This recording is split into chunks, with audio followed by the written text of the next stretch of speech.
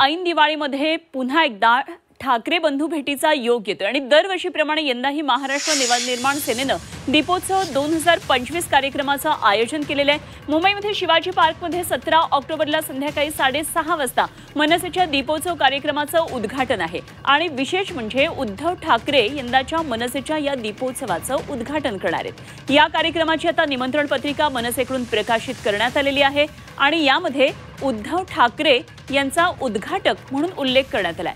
मनसेच्या शिवाजी पार्क दीपोत्सवाचं यंदाचं हे 13वं वर्ष आहे। तर सण उत्सवाच्या काळामध्ये बंधू भेटीचा योग हा सातत्याने येतोय।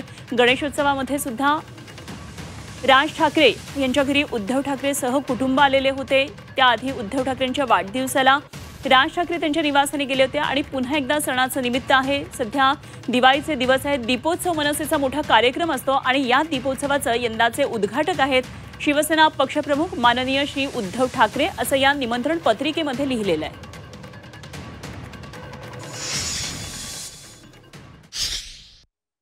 हा दिवाळी सण हे दोन भाऊ मिळून एकमेकांच्या कार्यक्रमात जाऊन करत असतील तर मला असं वाटतं मराठी माणसाच्या दृष्टीनं तर अतिशय महत्त्वाचा आहे। हा आनंद आणखी दिवाळीचा द्विगुणित करणारा आहे आणि म्हणून आनंद असाच मराठी माणसांच्या जीवनात असो, दोन्ही ठाकरे बंधूंच्या जीवनात असो, असं द्विगुणित व्हावं मला वाटतं। अशीच आपण परमेश्वराची प्रार्थना करू। दोन बंधू एकत्र येत आहेत आणि एका बंधूंनी जर त्यांचा हा दीपोत्सव राज ठाकरे साहेब स्वतः आयोजन करतात, मग त्यांनी उद्धवजींना निमंत्रण दिलं, त्यांनी ते स्वीकारलं आणि ते येत आहेत। सो मला असं वाटते की तेही एका पक्षाचे प्रमुख आहेत आणि राजकीय क्षेत्रातलं एक मोठं नाव आहे, माजी मुख्यमंत्री आहेत। ते इथे आले आणि उद्घाटन करत आहेत। तो जो आमचा 13 वर्ष चालू असलेला जो आमचा पायंडा आहे त्याचाच एक तो भाग आहे। आणि या संदर्भात आणखी सविस्तर तपशील जाणून घेऊया। आमचे प्रतिनिधी कृष्णात पाटील सध्या आपल्याबरोबर जोडले गेलेत। कृष्णात, बंधू भेटीचा पुन्हा एकदा योग येतोय, निमित्त आहे सणाचं, दीपोत्सवाचं आणि निश्चितच फक्त आता औपचारिकता बाकी आहे का? कारण दोन्ही बंधू एकत्रित सातत्यानं भेटीगाठी करताना दिसतात। काय एकंदरीतच या संदर्भात वातावरण आहे? कारण कार्यकर्ते म्हणतात की द्विगुणित करणारा हा सगळा उत्साह आहे।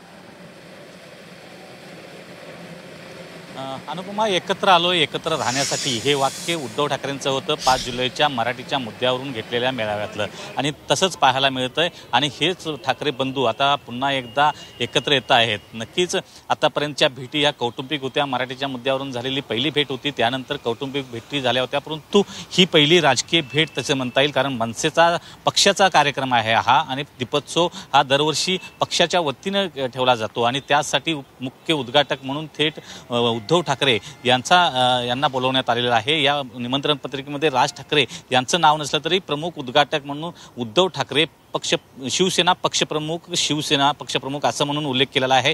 या निमंत्रण पत्रिकेवरून देखील शिवसेना शिंदे गटाला देखील टोला लगावण्याचा एक प्रयत्न केला जात आहे। कुठलाही कारण त्यामध्ये जर लिहिता आलं असतं तर UBT म्हणून लिहिता आलं असतं, परंतु शिवसेना पक्षप्रमुख म्हणून त्यांच्या नावाखाली लिहिलेलं आहे आणि त्यामुळं आतापर्यंत कौटुंबिकदृष्ट्या एकत्र येत होते, आता राजकीयदृष्ट्या देखील एकत्र येण्यासाठीची वाटचाल जी आहे ती सुरू झालेली या पाहायला मिळते आणि त्यामुळेच या दीपोत्सवाच्या कार्यक्रमाचे उद्घाटक म्हणून प्रमुख पाहुणे म्हणून उद्धव ठाकरे यांना बोलवण्यात आलेलं आहे आणि उद्धव ठाकरे त्यासाठी उपस्थित राहणार आहेत। या माध्यमातून येत्या काळामध्ये मुंबई महापालिकेसह स्थानिक स्वराज्य संस्थांच्या निवडणुका अनुपमा आहेत आणि अत्यंत महत्त्वाच्या दृष्टिकोनातून दोन्ही भावांच्या अस्तित्वाचा प्रश्न या निवडणुका ठरणार आहेत आणि त्याचमुळं येत्या काळामध्ये या ठाकरे बंधूंच्या माध्यमातून शिवसेना आणि मनसे हे मुंबई महापालिकेवर आपली सत्ता प्रस्थापित करतात का ते पाहणं देखील गरजेचं आहे। परंतु सुरुवात मात्र झालेली आहे। यामध्ये राज ठाकरे महाविकास आघाडीमध्ये येतात की नाहीत, दोन ठाकरे बंधू वेगळे लढतात का, हे अनेक प्रश्न या निमित्तानं निर्माण होत आहेत। परंतु